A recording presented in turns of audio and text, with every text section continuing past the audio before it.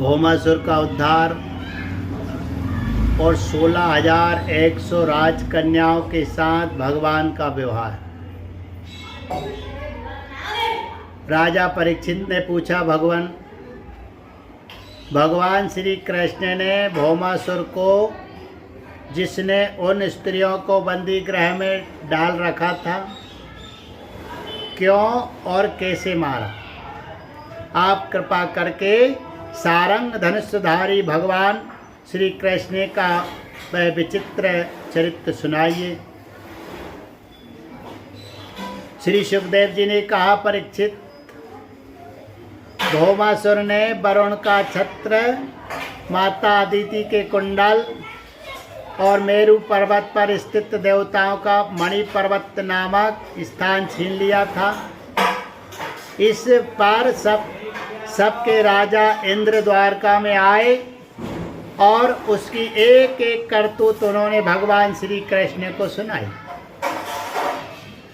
अब भगवान श्री कृष्ण अपनी प्रिय पत्नी सत्यभामा के साथ गरुड़ पर सवार हुए और भौमासुर की राजधानी प्राग्ज्योतिषपुर में गए। प्राग्ज्योतिषपुर में प्रवेश करना बहुत कठिन था।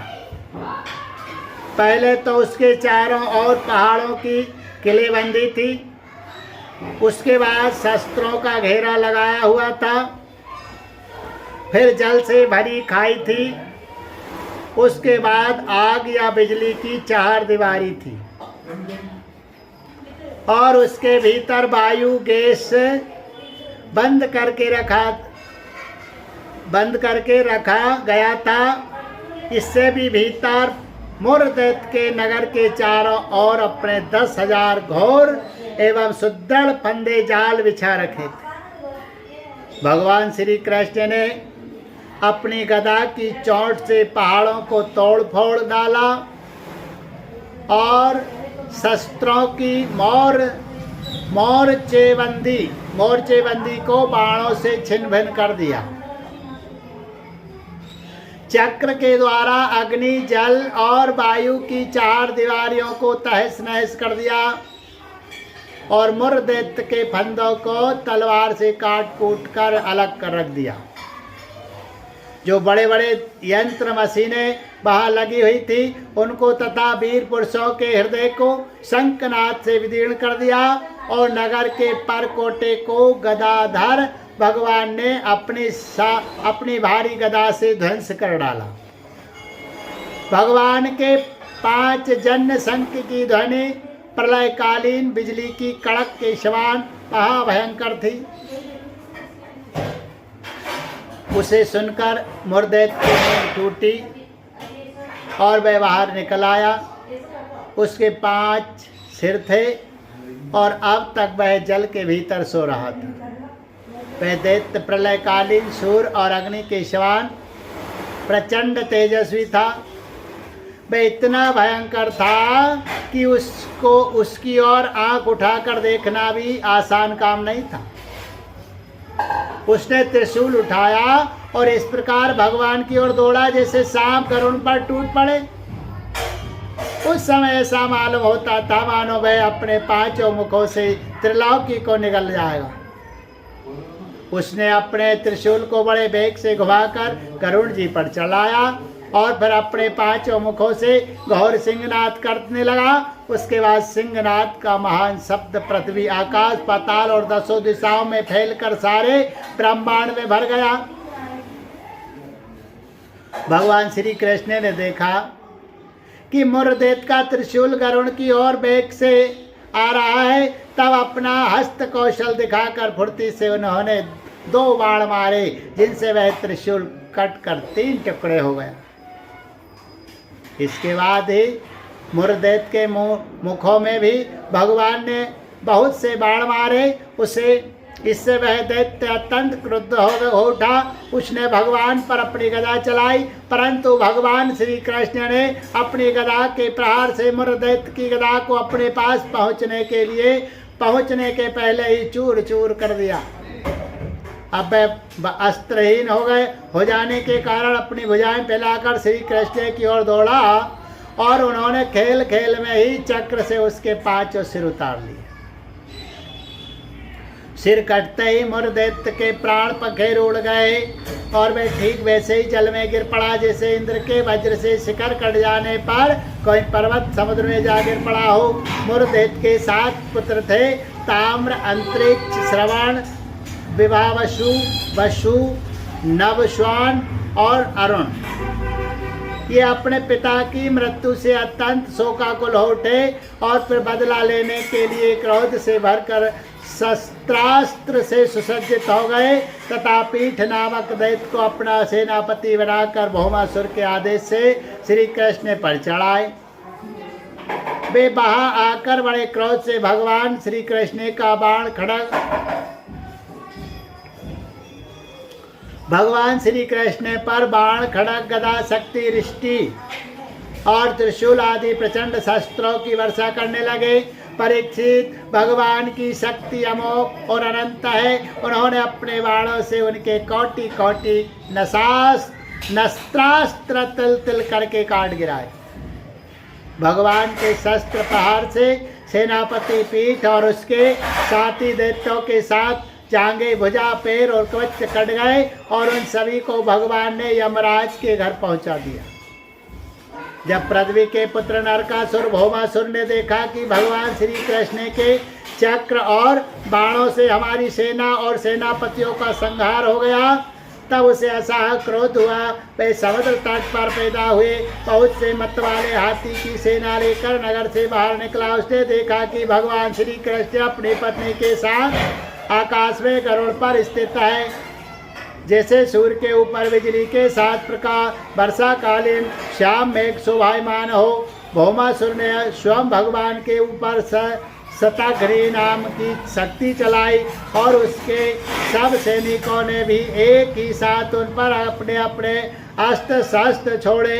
अब भगवान श्री कृष्ण भी चित्त विचित्र पंख वाले तीखे तीखे बाण चलाने लगे। इससे उसी समय भौमासुर के सैनिकों की भुजाएं, जांघें, गर्दन और धड़ कट कट कर गिरने लगे। हाथी और घोड़े भी मरने लगे। परीक्षित, भौमासुर के सैनिकों ने भगवान पर जो जो अस्त्र शस्त्र चलाए थे उनमें से प्रत्येक को भगवान ने 3-3 तीखे बाणों से काट गिराया। उस समय भगवान श्री कृष्ण गरुड़ जी पर सवार थे और गरुड़ जी अपने पंखों से हाथियों को मार रहे थे। उनकी चोंच, पंख और पंजों को मार से हाथियों की बड़ी पीड़ा हुई और वे सब के सब आते होकर युद्ध भूमि से भागकर नगर में घुस गए। अब वह अकेला भौमासुर ही लड़ता रहा। जब उसने देखा कि गरुड़ जी की भार से पीड़ित होकर मेरी सेना भाग रही है, तब उसने उन पर वह शक्ति चलाई जिससे ने वज्र को भी विफल कर दिया था। परंतु उसकी चोट से पक्षीराज गरुड़ तनिक भी विचलित ना हुए, मानो किसी ने मतवाले गजराज पर फूलों की माला से प्रहार किया हो। अब भौमासुर ने देखा कि मेरी एक भी चाल नहीं चलती, सारे उद्योग विफल होते जा रहे हैं। तब उसने श्री कृष्ण को मार डालने के लिए एक त्रिशूल उठाया, परंतु उसे अभी वह छुड़ा भी ना पाया था कि भगवान श्री कृष्ण ने छुरे के समान तीखी धार वाले चक्र से हाथी पर बैठे हुए भौमासुर का सिर काट डाला। उसका जगमगाता हुआ सिर कुंडल और सुंदर किरीट के सहित पृथ्वी पर गिर पड़ा। उसे देखकर भौमासुर के सगे संबंधी हाय हाय पुकार उठे। ऋषि लोग साधु साधु कहने लगे और देवता लोग भगवान पर पुष्पों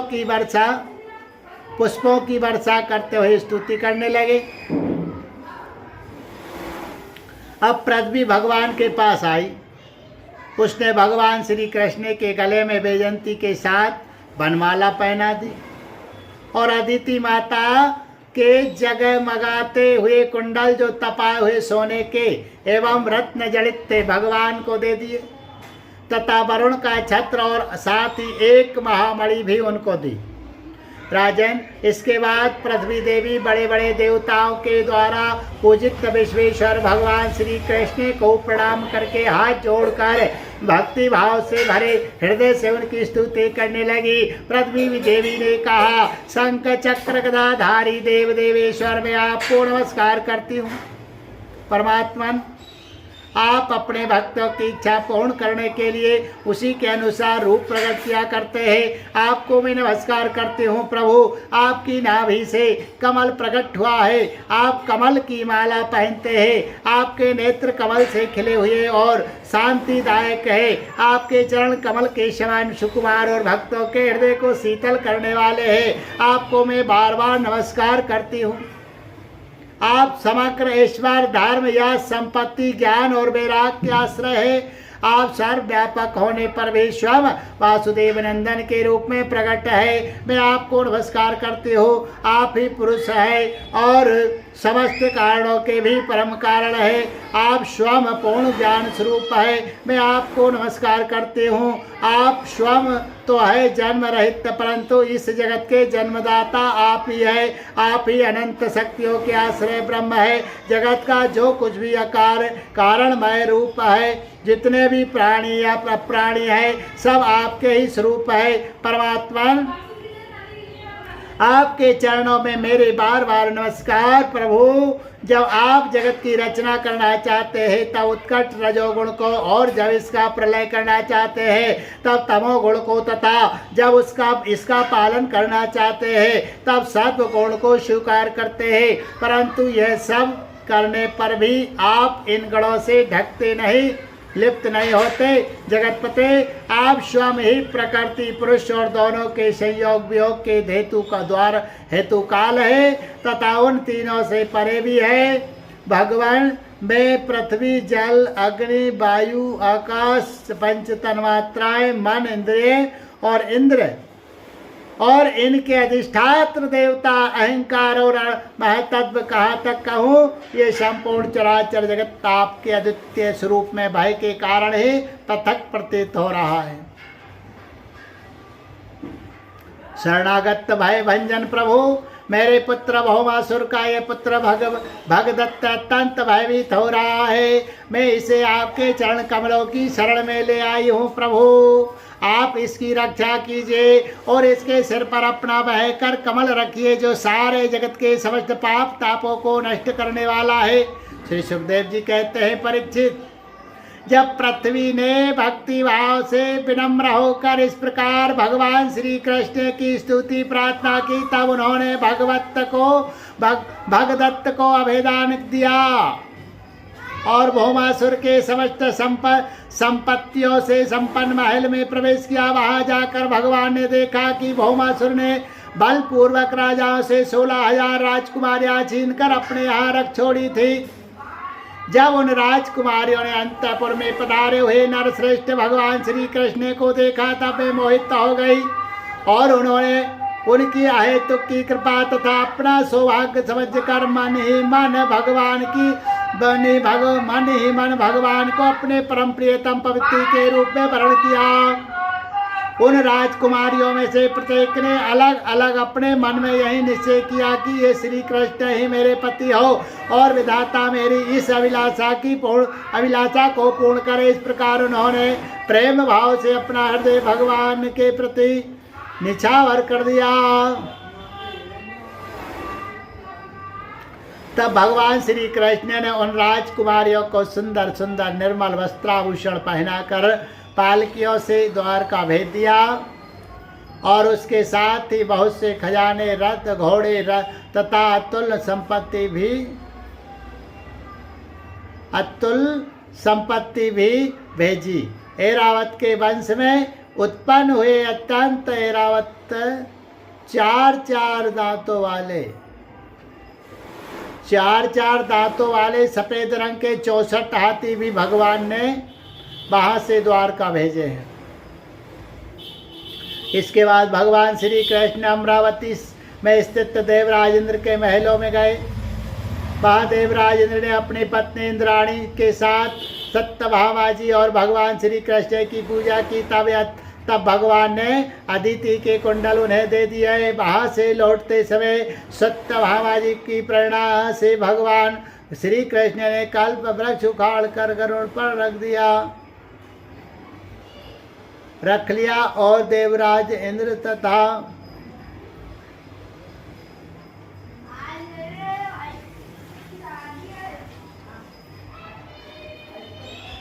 देवराज इंद्र तथा समस्त देवताओं को जीत कर उसे द्वारका में ले आए।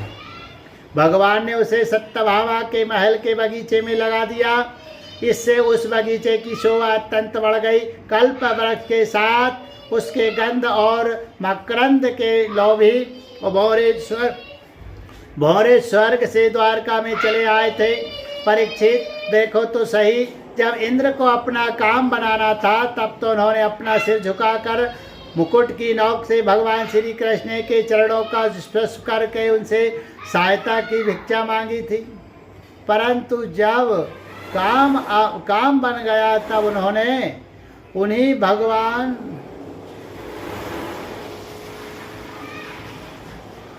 भगवान श्री कृष्ण से लड़ाई ठान ली। सचमुच ये देवता भी बड़े तमोगुणी हैं और सबसे बड़ा दोष तो उनमें धनाढ्यता का है, अधिकार है ऐसी धनाढ्यता को। तदंतर भगवान श्री कृष्ण एक ही मुहूर्त में अलग अलग भवनों में अलग अलग रूप धारण करके एक ही साथ सब राजकुमारियों का शास्त्रोक्त विधि से पाणी ग्रहण किया।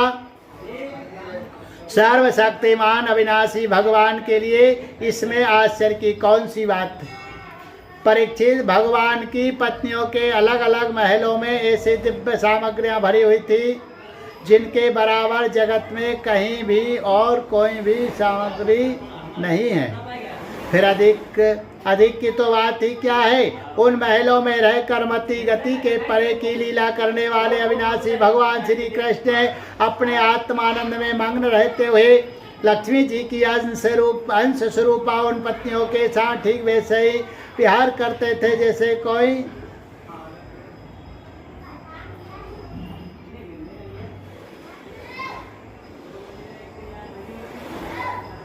कोई साधारण मनुष्य घर गृहस्थी में रहकर गृहस्थ धर्म के अनुसार आचरण करता हो। परीक्षित, ब्रह्म आदि बड़े बड़े देवता भी भगवान के वास्तविक स्वरूप को और उनकी प्राप्ति के मार्ग को नहीं जानते। उन्हीं रमण भगवान श्री कृष्ण को उन स्त्रियों ने पति के रूप में प्राप्त किया था। अब नित्य निरंतर उन्हीं के प्रेम और आनंद की अभिवृद्धि होती रहती थी और वे प्रेम भरी मुस्कुराहट, मधुर चित्तवन, नव समागम, प्रेमालाप तथा भाव बढ़ाने वाली लज्जा से युक्त होकर सब प्रकार से भगवान की सेवा करती रहती थी। उनमें से सभी पत्नियों के साथ सेवा करने के लिए सैकड़ों दासियां रहती।